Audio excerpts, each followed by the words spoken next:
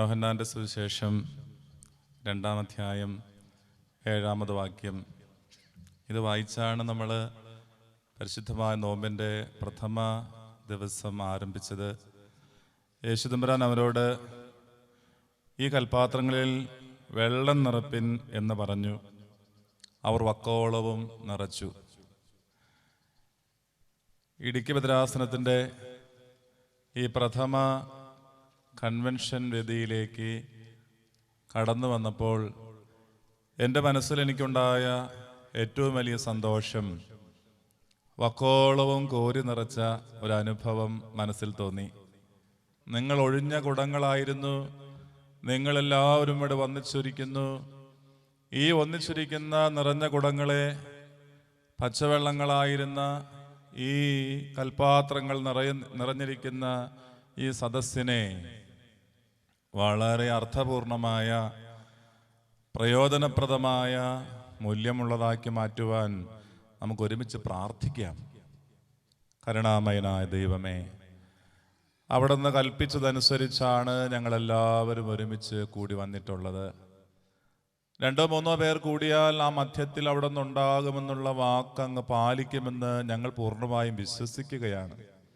എൻ്റെ നാഥ, അവിടെ നിന്ന് കൽപ്പിച്ചത് കൊണ്ട് മാത്രമാണ് ഞങ്ങൾ ഈ മുറ്റം നിറഞ്ഞ് കവിഞ്ഞിരിക്കുന്നത്. ഇനി അങ്ങ് തന്നെ കൽപ്പിക്കണം. ഇതാ സമൃദ്ധമായി കോരി വിളമ്പി നിങ്ങൾ ആവശ്യത്തിന് മതിയാകോളം വിനിയോഗിക്കുവിൻ. വേദനയും നിരാശയും സങ്കടവുമായി കടന്നു വന്ന മനസ്സുകളിലേക്ക് സന്തോഷവും സമാധാനവും എല്ലാം നിറച്ചു നൽകുവാനും അവിടുന്ന് എഴുന്നള്ളി ഞങ്ങളുടെ മധ്യത്തിൽ ഞങ്ങളെ അനുഗ്രഹിക്കുന്ന നന്മകൾക്കായി ഞങ്ങൾ അങ്ങയെ മഹത്വപ്പെടുത്തുന്നു. തിരുസന്നിധിയിൽ വളരെ വിനയത്തോടുകൂടെ ഈ കൂടി വന്നിരിക്കുന്ന അഭിഷിക്തന്മാരുടെ സാന്നിധ്യത്തിൽ അധികാരത്തോടുകൂടെ പ്രാർത്ഥിക്കുന്നു.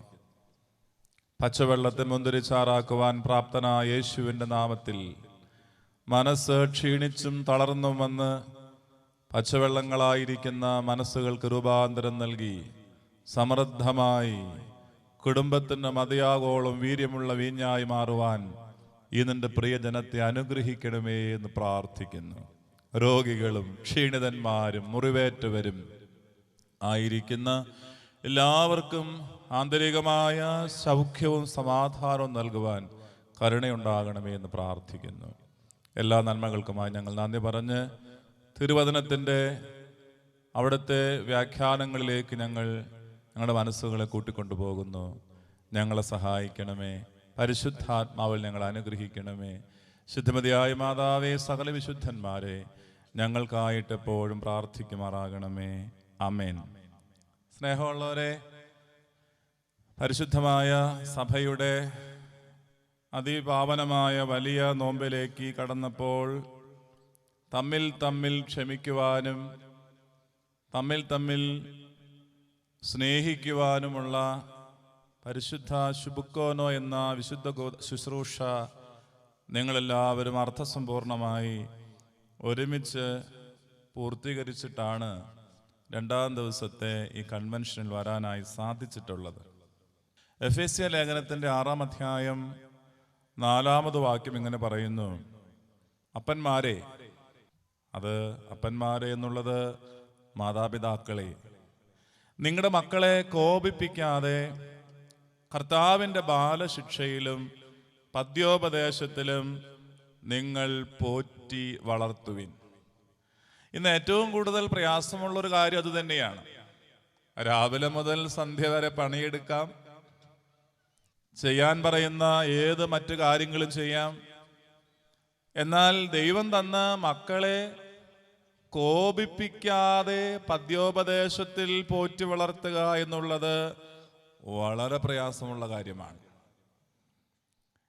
എന്താണ് ഈ കോപിപ്പിക്കാതെ മക്കളെ വളർത്തിയെടുക്കുക എന്നുള്ളതിനൊരു പോംവഴി എന്നുള്ളതിന് ഈ കഴിഞ്ഞ ദിവസം 111 വയസ്സിലേക്ക് കടക്കുന്ന ഞങ്ങളുടെ ഒരു വല്യപ്പൻ്റെ ജന്മദിന ദിവസത്തിൽ കുറെ സമയം വല്യപ്പൻ്റെ കൂടെ ചെലവിട്ടു. 110-ാമത്തെ വയസ്സ് കഴിഞ്ഞ് 111 കടക്കുകയാണ്. ചെവിയിൽ ചോദിച്ചു, എത്രയായി വയസ്സ്? അദ്ദേഹം സ്വതസിദ്ധമായ ശൈലിയിൽ പറഞ്ഞു, 10 കഴിഞ്ഞ് 11 കടക്കുന്നു എന്ന് പറഞ്ഞു. അപ്പനെ കുറിച്ച് 4 തലമുറയിൽപ്പെട്ട മക്കളും 5-ാം തലമുറയിൽ സംസാരിക്കാനായി പഠിച്ചു വരുന്ന കുഞ്ഞുൾപ്പെടെ വലിയ ഒരു കുടുംബത്തിന്റെ മൊത്ത കാരണവരായി വല്യപ്പൻ ഇങ്ങനെ ഇരിക്കുകയാണ്. അപ്പന്റെ ജന്മദിനം ആഘോഷിക്കുവാൻ വേണ്ടിയിട്ട് മക്കളും കുഞ്ഞുമക്കളും അതിൻ്റെ കൊച്ചുകിടാങ്ങളും എല്ലാം ഓടിപ്പാഞ്ഞ് ഓരോരോ കാര്യങ്ങൾക്കായി തകൃതിയായി വീടലങ്കരിക്കുകയും കേക്ക് അറേഞ്ച് ചെയ്യുകയും ആവശ്യമുള്ളതിലപ്പുറമായിട്ട് പുതിയ ടെക്നോളജിക്കൽ അഡ്വാൻസ് ചെയ്തിട്ടുള്ള ഡോക്യുമെന്ററികൾ ഉണ്ടാക്കുകയും ഒക്കെ ചെയ്യുന്നു. മരുമക്കൾ വരുന്ന അതിഥികളെ സ്വീകരിക്കാനും സൽക്കരിക്കാനുമായി ശ്രമിക്കുന്നു. ഈ പ്രായത്തിലേക്ക് കടക്കുന്ന അപ്പന്റെ ജന്മദിവസം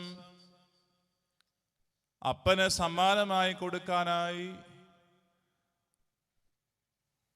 70 വയസ്സിലപ്പുറമായ മൂത്ത മകൻ ഉൾപ്പെടെ ഉള്ളവർ ശ്രമിച്ചപ്പോ അതിലൊരു മകന്റെ സാക്ഷ്യം ആണ് നിങ്ങളുടെ മുമ്പാകെ അവതരിപ്പിച്ച് ഞാൻ അവസാനിപ്പിക്കാൻ ശ്രമിക്കുന്നത്. അപ്പന്റെ ജന്മദിവസത്തിന് മുമ്പ് മകനൊരാഗ്രഹം, അപ്പനൊരു കത്തെഴുതണം. അപ്പന്റെ ജീവിതാനുഭവങ്ങളുമായ കത്തുകൾ എഴുതാൻ വേണ്ടിയിട്ട് കടലാസും പേനയും കയ്യിലെടുത്തപ്പോൾ മുതൽ മനസ്സിൽ ധാരാളം ചിന്തകൾ ഇങ്ങനെ അണപൊട്ടി ഒഴുകാനായി ആരംഭിച്ചു. അപ്പൻ ജീവിച്ച ജീവിതത്തെക്കുറിച്ച്, അപ്പന്റെ കൂടെ ജീവിച്ച ജീവിതത്തെക്കുറിച്ച് ഒന്ന് എഴുതുക എന്നുള്ളത് ശ്രമകരമാണെങ്കിലും അപ്പൻ ഒരുപാട് പോരായ്മകളോടെ പരിമിതികളോടെ ജീവിച്ചവനാണെങ്കിലും ഇത്രയും വർഷം ജീവിച്ച എൻ്റെ അപ്പൻ്റെ അടിസ്ഥാന പ്രമാണങ്ങൾ, അത് തകരാത്ത ദൈവവിശ്വാസം, ദൈവത്തിന്റെ വചനത്തോടുള്ള അപ്പൻ കാണിക്കുന്ന അതിയായ താല്പര്യം, താൻ ചേർന്നിരിക്കുന്ന ഇടവക പള്ളിയുടെ നിത്യകാര്യങ്ങൾ അറിയാനും അതിൻ്റെ അഭിവൃദ്ധിക്കും വേണ്ടിയിട്ടുള്ള അപ്പന്റെ താല്പര്യം, ഇങ്ങനെ കഠിനാധ്വാനിയായി ഉത്തരവാദിത്വങ്ങൾ ഭംഗിയായി സത്യസന്ധമായി ചെയ്തു തീർക്കുന്ന അപ്പനെ കുറിച്ചിട്ടുള്ള ഓർമ്മകൾ ഒന്നൊന്നായി മനസ്സിലൂടെ വന്നു. അപ്പന്റെ ആതിഥേയ മര്യാദ, അപ്പന്റെ ഔദാര്യ മനസ്സ് പ്രായമേറെയായിട്ടും മനസ്സിൽ നിന്ന് പോകുന്നില്ല. വീട്ടിലേക്ക് വരുന്ന അതിഥികൾക്ക് അപ്പൻ വിളമ്പാൻ നിർദ്ദേശിക്കുന്നതും അമ്മ സ്വീകരിക്കുന്നതും കണ്ട് വളർന്ന മകനെ സംബന്ധിച്ച് അത് വല്ലാത്തൊരു ഓർമ്മയാണ്. പള്ളിയിൽ വരുന്ന പ്രഘോഷകന്മാരെയും പട്ടക്കാരെയും വീട്ടിൽ ക്ഷണിച്ചു കൊണ്ടുപോയി അമ്മയെ കൊണ്ട് സമൃദ്ധമായി അപ്പൻ വിളമ്പിക്കൊടുക്കും. ഇങ്ങനെ സമൃദ്ധമായി വിളമ്പുമ്പോൾ ഒരിക്കൽ പോലും ലഹരി സദസ്സുകൾക്ക് തങ്ങളുടെ ഭവനം വേദിയായതായി ഒരിക്കലും ഓർമ്മയിൽ ഇല്ല. വീട്ടിൽ നിന്നാണ് അബ്രഹാമിന്റെ ആതിഥ്യ മര്യാദ ഞാൻ പഠിച്ചത്. മറ്റുള്ളവരോട് അപ്പം കാണിക്കുന്ന കൃത്രിമമല്ലാത്ത സ്നേഹം, അത് സ്റ്റാറ്റസ് നോക്കിയിട്ടല്ല, അത് സ്വാധീനം കണ്ടിട്ടല്ല. വരുന്നവൻ ചെറിയവനോ വലിയവനോ ആണെങ്കിലും അപ്പൻ കാണിക്കുന്ന സ്നേഹം, ഏതെങ്കിലും വിധത്തിൽ ആരെങ്കിലും പരാജയപ്പെട്ടോ ക്ഷീണിച്ചോ പോയിട്ടുണ്ടെങ്കിൽ അവനെ അപ്പൻ പ്രോത്സാഹിപ്പിക്കുന്ന അപ്പന്റെ സ്വഭാവത്തിന്റെ രീതി, ഒരിക്കലും ക്രൂരമായ വാക്കുകൾ കൊണ്ട് ഒരാളെ പോലും ഹൃദയത്തിൽ നോവിക്കാത്ത അപ്പന്റെ സ്വഭാവം. അപ്പൻ വേദപുസ്തകം സന്ധ്യയാകുമ്പോൾ മടിയിലെടുത്ത് വെച്ച് അപ്പൻ ഉറക്കെ വായിക്കുന്ന രീതി, ആദ്യമൊക്കെ അപ്പൻ ഈ ശല്യമായി സന്ധ്യയാകുമ്പോൾ ഈ വേദപുസ്തകം ശബ്ദത്തിൽ വായിക്കുന്നത് എതിർക്കാൻ തോന്നിയിട്ടുണ്ട്. അപ്പന് വേണമെങ്കിൽ അപ്പന് കേൾക്കാവുന്ന ശബ്ദത്തിൽ വായിച്ചാൽ പോരെ. ഒരിക്കലും തുറക്കാത്ത വേദപുസ്തകങ്ങളായി അയൽവക്കങ്ങളിൽ വചന പുസ്തകങ്ങൾ പൊടി പിടിച്ചിരിക്കുമ്പോൾ എൻ്റെ വീട്ടിലെ പുസ്തകം അപ്പൻ ഉറക്കെ ഉറക്കെ വായിക്കും. അപ്പൻ ഉറക്കെ വായിക്കുന്ന ആ വായനയുടെ അർത്ഥം ഇന്ന് തിരുവചനത്തോടുള്ള ആർത്തിയും ആഗ്രഹവും എൻ്റെ മനസ്സിൽ ശക്തമായിട്ടുണ്ടാക്കി. പിതാവ് ചെയ്യുന്നതല്ലാതെ പുത്രന് സ്വന്തമായിട്ടൊന്നും ചെയ്യാൻ സാധിക്കില്ലെന്നുള്ള കർത്താവിൻ്റെ വചനം ശരിയാണെന്ന് ഇപ്പോൾ എനിക്ക് എൻ്റെ ജീവിത സാക്ഷ്യമാണ്. മാത്രമല്ല, അമ്മയോടുള്ള അപ്പൻ്റെ സ്നേഹം അത് ഓർക്കുമ്പോൾ ഞങ്ങൾ മക്കൾക്ക് 6 പേർക്കും ഞങ്ങൾ വല്ലാതെ വിവശരാകും. ഒരുമിച്ച് എങ്ങനെയെങ്കിലും ഭാര്യാഭർത്താക്കന്മാരായി കഴിയുക എന്നുള്ളതല്ല അപ്പൻ്റെ ആഗ്രഹം. അപ്പൻ സ്നേഹം വിതച്ച് 100 മേനി സ്നേഹം കൊയ്യുന്ന അനുഗ്രഹീതരായ ദമ്പതിമാരായിരുന്നു. ഒരിക്കലെങ്കിലും എൻ്റെ അപ്പൻ അമ്മയോട് കയർത്ത് ഉച്ചത്തിൽ സംസാരിക്കുന്നതോ അമ്മയ്ക്ക് നേരെ കൈ ഉയർത്തുന്നതോ ഞാൻ കണ്ടിട്ടില്ല. ഭാര്യയെ സ്നേഹിക്കേണ്ടത് മശിഹാ തമ്പുരാൻ സഭയെ സ്നേഹിച്ചതുപോലെ ആകണമെന്നൊക്കെ പറയുമ്പോൾ ഉപാധികളില്ലാതെ സ്നേഹിച്ച എൻ്റെ അപ്പനാണ് എൻ്റെ മാതൃക. ഒരു ക്രിസ്ത്യൻ മാരേജ് ആക്ട് ഞങ്ങളുടെ കുടുംബത്തിൽ നിലവിൽ വന്നത് അപ്പൻ അമ്മയോട് കാണിക്കുന്ന ഈ സ്നേഹം കണ്ടുകൊണ്ടാണ്. ഒരുപാട് വെല്ലുവിളികൾ ഉണ്ടായിരുന്നു അപ്പന്, ഒരുപാട് ഇടർച്ചകൾ അപ്പന് സംഭവിച്ചു. പക്ഷെ ഒരിക്കൽ പോലും അപ്പൻ നാവെടുത്ത് ദൈവനിഷേധമുള്ള ഒരു വാക്കുച്ചരിച്ചതായി, വിശ്വാസം ത്യജിക്കുന്ന എന്തെങ്കിലും ഉരുവിട്ടതായി ഞങ്ങൾ മക്കൾ ആരും കേട്ടിട്ടില്ല. ദാവീദിന്റെ കൂടെ പോരായ്മകളിൽ വീഴ്ചകളിൽ സഹായിച്ച, എഴുന്നേൽപ്പിച്ച, വീണ്ടെടുത്ത ദൈവം എൻ്റെ അപ്പൻ്റെയും കൂടെ നിന്നുവെന്നുള്ളത് ഇന്ന് ഓർക്കുമ്പോൾ കണ്ണ് നിറയുന്ന അനുഭവമാണ്. അപ്പന് അരുതായ്മകളോ പോരായ്മകളോ വീഴ്ചകളോ സംഭവിക്കുമ്പോൾ സകലവും ക്ഷമിച്ച് കൈക്ക് പിടിച്ചുയർത്തിയ ദാവീദിനെ പോലെ എൻ്റെ അപ്പൻ്റെ കയ്യിൽ ശക്തമായ ഒരു കൈ ഉണ്ടായിരുന്നു, സ്വർഗസ്ഥ പിതാവിൻ്റെ വലതുകരം. അന്ന് പ്രായമായപ്പോൾ 85 വയസ്സായപ്പോൾ കാലേബ് ചെന്ന് യോശുവായുടെ മുമ്പാകെ ഈ മലമ്പ്രദേശം തന്നാലും സാരമില്ലെന്ന് ചോദിച്ച് വാങ്ങിയതുപോലെ എൻ്റെ അപ്പൻ പ്രായമേറുന്തോറും കർമ്മധീരനായി വരികയാണ്. മോശയെപ്പോലെ കണ്ണുമങ്ങാത്തവനും ദേഹം ബലം ക്ഷയിക്കാത്തവനുമായി എൻ്റെ അപ്പൻ ഇപ്പോഴും ഓടുവാൻ തയ്യാറാണ്. അപ്പൻ മറ്റുള്ളവരെ സഹായിക്കുന്നത് കണ്ടാൽ അത്ഭുതം തോന്നിപ്പോകും. കഠിനമായിട്ട് അധ്വാനിച്ച് സ്വന്തം മക്കൾക്ക് പോലും ആവശ്യത്തിന് തികയുന്നില്ലെങ്കിലും അപ്പനൊരു വിഹിതം മാറ്റിവെക്കുമായിരുന്നു. അപ്പന്റെ മുമ്പിൽ വരുന്നവരെ മാത്രമല്ല, അപ്പൻ അന്വേഷിക്കും. എവിടെയെങ്കിലും കുറവുള്ളവരോ ആർക്കെങ്കിലും ആവശ്യങ്ങളോ ഉണ്ടെന്നറിഞ്ഞാൽ പങ്കിട്ടു കൊടുക്കാൻ അപ്പൻ ഞങ്ങളെ നിർബന്ധിക്കുമായിരുന്നു. വൃദ്ധതയിലും തളിരിട്ട് തഴയ്ക്കുന്ന അപ്പൻ്റെ ജീവിതവും സ്വഭാവവും അതാണ് എൻ്റെ ഉള്ളിൽ ക്രിസ്തുവിൻ്റെ യഥാർത്ഥ മുഖം മാറ്റമില്ലാതെ വരച്ച് ചേർത്തത്. അപ്പൻ പറയും, അരിഷ്ടതകൾ ഇനിയും വരാതിരിക്കുന്നതേ ഉള്ളൂ, എൻ്റെ ശരീരം ഇനിയും ദുർബലമാകാൻ പോകുന്നതേയുള്ളൂ. അതെല്ലാം എല്ലാവർക്കും വന്നു ചേരുന്ന, എല്ലാവരും ചവിട്ടി നടക്കേണ്ടുന്ന വഴികൾ മാത്രമാണെന്നാണ് അപ്പൻ പറയുന്നത്. വിണ്ണിലെ വീട്ടിൽ ചെന്നു ചേരും വരെയും ഈ യാത്ര തുടരണമെന്നുള്ള അപ്പൻ്റെ ആവർത്തിച്ചിട്ടുള്ള ഈരടികൾ കേൾക്കുമ്പോൾ ഈ അപ്പൻ്റെ മുമ്പാകെ നൽകാൻ, ഗുരുദക്ഷിണയായി നൽകാൻ എന്താണ് കയ്യിലുള്ളത്? അപ്പൻ പഠിപ്പിച്ച ജീവിതാനുഭവങ്ങൾ പലതാണ്. ഒരു കാരുണ്യവും കൂടാതെ, ഒരു കരുണയും കൂടാതെ മറ്റുള്ളവർ മുറിവേൽപ്പിച്ചപ്പോ അപ്പന്റെ ശരീര മനസ്സുകൾക്ക് ആഴത്തിൽ വേദനയുണ്ടായപ്പോൾ അപ്പൻ പറഞ്ഞ വാക്യങ്ങളൊന്നും ഞങ്ങൾ മറന്നിട്ടില്ല.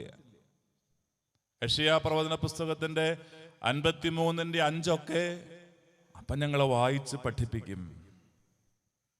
അവന്റെ അടിപ്പിണറുകളാൽ നിനക്ക് സൗഖ്യം വന്നു എന്നുള്ള വചനം ആവർത്തിച്ച് ആവർത്തിച്ച് അപ്പൻ ഞങ്ങളെ പഠിപ്പിക്കും. അപ്പൻ പറഞ്ഞു, മക്കളെ, ഒരിക്കലും നിങ്ങളെ ആരെങ്കിലും മുറിവേൽപ്പിച്ചിട്ടുണ്ടെങ്കിൽ, അകാരണമായി ആരെങ്കിലും നിങ്ങളുടെ മനസ്സിനെ വേദനിപ്പിച്ചിട്ടുണ്ടെങ്കിൽ, ആ വേദനകൾ നിങ്ങൾക്ക് പൂർണ്ണമായി മാറാൻ നിങ്ങൾ ആഗ്രഹിക്കരുത്. വേദനിപ്പിച്ചവരെ തേടി പ്രതികാരം ചെയ്യാൻ വേണ്ടി പരിശ്രമിക്കരുത്. അപ്പൻ അതിനായി ഞങ്ങൾക്ക് എപ്പോഴും ചൂണ്ടുന്ന ഒരു മനോഹര ചിത്രമുണ്ട്. വേദപുസ്തകത്തിൽ യോഹന്നാന്റെ സുവിശേഷം 20-ാം അധ്യായത്തിൽ ക്രിസ്തുനാഥൻ ഉയർത്തെഴുന്നേറ്റ് ശിഷ്യന്മാർ അടച്ച മുറിയിലിരിക്കുമ്പോൾ അവർക്ക് പ്രത്യക്ഷമായ ചിത്രമാണ് അപ്പൻ പറഞ്ഞ് പഠിപ്പിക്കാറ്. എന്താണ് ആ ചിത്രത്തിന് ഇത്ര മനോഹാരിത, പ്രത്യേകത? പീഡയേറ്റ് ക്രൂശ് മരണം സഹിച്ച് അടക്കപ്പെട്ട് ഉയർത്തെഴുന്നേറ്റ് വാതിലുകൾ അടച്ചിരുന്നാലും അകത്ത് കിടക്കാൻ കഴിയുന്ന കർത്താവ് പ്രത്യക്ഷമായി കൈകൾ ഉയർത്തുമ്പോൾ ഇരു കരങ്ങളിലെയും തൻ്റെ കാൽപാദത്തിലെയും തൻ്റെ വിലാവിലെയും മുറിവുകൾ മാഞ്ഞു പോകാൻ കർത്താവ് ആഗ്രഹിച്ചിരുന്നില്ല. ആ മുറിവുകൾ മാറ്റുവാൻ ഉയർത്തെഴുന്നേറ്റ കർത്താവിനാകുമായിരുന്നു. നമ്മുടെ പള്ളികളിൽ കർത്താവിൻ്റെ ഉയർത്തെഴുന്നേറ്റ ചിത്രങ്ങൾ നിങ്ങൾ ശ്രദ്ധിച്ചിട്ടുണ്ടെങ്കിൽ ഈ മുറിപ്പാടുകൾ നമുക്ക് കാണാവുന്നതാണ്. എന്തുകൊണ്ടാണ് ഈ കൈകാലുകളിലെ മുറിവുകൾ മാറണ്ടെന്ന് അപ്പൻ ആവർത്തിച്ച് ആവർത്തിച്ച് പഠിപ്പിക്കുന്നത്? മക്കളെ, മായാജാലം കൊണ്ട് നേടേണ്ടതല്ല ജീവിതം.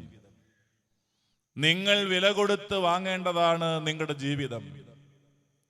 കർത്താവ് കഷ്ടം സഹിച്ച് രക്തം കൊടുത്ത് വാങ്ങിയതാണ് എന്നെയും നിങ്ങളെയും. അത് എൻ്റെ മക്കൾക്കും നിങ്ങളുടെ മക്കൾക്കും തലമുറകൾക്കും മറക്കാതിരിക്കാൻ കർത്താവിൻ്റെ കയ്യിലെ ഈ പാടുകൾ അനിവാര്യമാണ്. കൈകാലുകളും വിലാപ്പുറവും ചൂണ്ടി തോമാശ്ലീഹായെ പോലും വിശ്വാസത്തിലേക്ക് മടക്കി കൊണ്ടുവരാൻ ഈ മുറിവുകൾ ആവശ്യമാണ്. അതുകൊണ്ട് ഞങ്ങളെ ആരെങ്കിലും മുറിവേൽപ്പിച്ചാൽ, ഞങ്ങളെ കാരണം കൂടാതെ ആരെങ്കിലും പരിഹസിച്ചാൽ, ആക്ഷേപിച്ചാൽ, അത് സഹിക്കുവാൻ ഞങ്ങൾക്കിന്ന് സാധിക്കുന്നുണ്ട്. ഇങ്ങനെ പറഞ്ഞു പോയാൽ അപ്പനെ കുറിച്ച് എഴുതുവാൻ ധാരാളം കാര്യങ്ങൾ. ഈ അപ്പൻ്റെ മുമ്പാകെ മകന് കൊടുക്കാൻ പറ്റുന്ന ഗുരുദക്ഷിണ എന്തെന്നാണ് മകൻ ചിന്തിക്കുന്നത്. അതാണ് എഫേസ്യ ലേഖനം 6-ാം അധ്യായം 4-ാം വാക്യത്തിൽ വായിച്ചത്. നിങ്ങൾ നിങ്ങളുടെ മക്കളെ കോപിപ്പിക്കാതെ കർത്താവിൻ്റെ ബാലശിക്ഷയിൽ പദ്യോപദേശത്തിൽ പോറ്റി വളർത്തുവിൻ. ഇതല്ലാതെ വേറൊരു മാർഗമില്ല. ജീവിച്ച് കാണിക്കൂ. സഹിക്കുവാനും സ്നേഹിക്കുവാനും അകവും പുറവും ഒരുപോലെ വായിച്ചറിയുന്ന മക്കൾ സ്വന്തം കുടുംബത്തിലുണ്ടെന്ന് മനസ്സിലാക്കൂ. ഈ പ്രസംഗിക്കുന്ന എൻ്റെ കൂടെ സന്തത സഹചാരികളായിട്ടുള്ളവർ എൻ്റെ ഉള്ളവും പുറവും ഒരുപോലെ വായിച്ചറിയുന്നു. അതിനാൽ നമ്മുടെ മക്കളെ പദ്യോപദേശത്തിൽ പോറ്റി വളർത്താൻ പോംവഴികൾ തേടി അലയരുത്. എവിടെയെങ്കിലും അവിടെയെങ്കിലും എന്തെങ്കിലും മായാവിദ്യകൾ കാണിച്ച് മക്കളെ നേരെയാക്കാമെന്നും വിചാരിക്കരുത്. 18 വയസ്സോ 16 വയസ്സോ 21 വയസ്സോ ആകുമ്പോൾ മക്കളെ ചിട്ട പഠിപ്പിക്കാൻ വേണ്ടിയിട്ട് നിങ്ങൾ ശ്രമിക്കരുത്. കാരണം അപ്പൻ ചെയ്യുന്നത് കണ്ടല്ലാതെ മക്കൾക്കൊന്നും ചെയ്യാൻ സാധിക്കില്ല. ദൈവം അനുഗ്രഹിക്കട്ടെ. ഈ അനുഗ്രഹീതമായ ശുശ്രൂഷ മുഖാന്തരം ദൈവത്തിൻ്റെ ജീവിക്കുന്ന സാക്ഷികളായി നമുക്ക് മാറാം. പ്രാർത്ഥിക്കാം. കാരുണ്യവാനാം ദൈവമേ, അവിടുന്ന് ക്രൂശിൽ വില കൊടുത്ത് വാങ്ങിയവരാണ് ഞങ്ങളെല്ലാവരും. പാപം കൊണ്ട് മലീമസമായി ചേറ്റിൽ കിടന്ന് നാറ്റം വമിച്ച എന്നെ എടുത്ത് എൻ്റെ കർത്താവ് ആഴമുള്ള കുഴിയിൽ നിന്നും കുഴഞ്ഞ ചേറ്റിൽ നിന്നും എന്നെ കോരിയെടുത്തു. അവൻ എന്നെ ഉറച്ച പാറമേൽ നിർത്തി. അവൻ എൻ്റെ നാവിൽ എനിക്കൊരു പാട്ട് തന്നു. എൻ്റെ കർത്താവിന് സ്തുതി തന്നെ. നല്ലവനായ ദൈവമേ, ഞങ്ങളുടെ മാതാപിതാക്കൾ ദാരിദ്ര്യം അനുഭവിച്ചപ്പോഴും ഒന്നും കയ്യിലില്ലാതെ ഞങ്ങളെ പോറ്റി വളർത്തിയപ്പോഴും നോമ്പ് കാലം ആരംഭിച്ചാൽ അവരുടെ ചിട്ടയും പ്രാർത്ഥനയും ഞങ്ങളിന്ന് മറന്നുപോയി. മണിക്കൂറുകളോളം തേറ്റങ്ങൾ പാടി ദൈവത്തിൻ്റെ കോപശമനത്തിനായി പ്രാർത്ഥിച്ച പ്രാർത്ഥനകൾ ഞങ്ങൾ മറന്നുപോയി. ഞങ്ങൾക്കിന്ന് തിരക്ക് പിടിച്ച ജീവിതമാണ്. ഞങ്ങൾക്കിന്ന് മക്കളെ കൂട്ടിയിരുത്തി ദൈവത്തിൻ്റെ വചനം വായിക്കാൻ സാധിക്കുന്നില്ല. ഇമ്പങ്ങളും ഇഷ്ടങ്ങളുമാകുന്ന വിനോദങ്ങൾ 600,000 ഞങ്ങളുടെ ചുറ്റും കിടന്ന് വല്ലാതെ ഞങ്ങളെ പ്രലോഭിപ്പിക്കുമ്പോൾ അത് മറികടക്കാൻ ഞങ്ങൾക്കാകുന്നില്ല. ഞങ്ങൾ അങ്ങയിൽ ആശ്രയം വയ്ക്കുന്നു. അവിടുത്തെ ക്രൂശിൻ്റെ മുമ്പാകെ, അവിടുത്തെ കാൽപാദത്തിൻ്റെ കീഴെ നിറഞ്ഞു കവിഞ്ഞിരിക്കുന്ന ഈ പച്ചവെള്ളം നിറച്ച കൽഭരണികളെ, മൺകൂടാരങ്ങളെ സമർപ്പിക്കുന്നു. എൻ്റെ നാഥ, കനിവ് തോന്നണമേ. അവിടുന്ന് കൽപ്പിച്ചാൽ, അവിടുന്ന് ആഗ്രഹിച്ചാൽ ഞങ്ങൾ അത്ഭുതങ്ങൾ ചെയ്യാൻ സാധിക്കുന്ന കുടുംബനാഥന്മാരായി മാറും.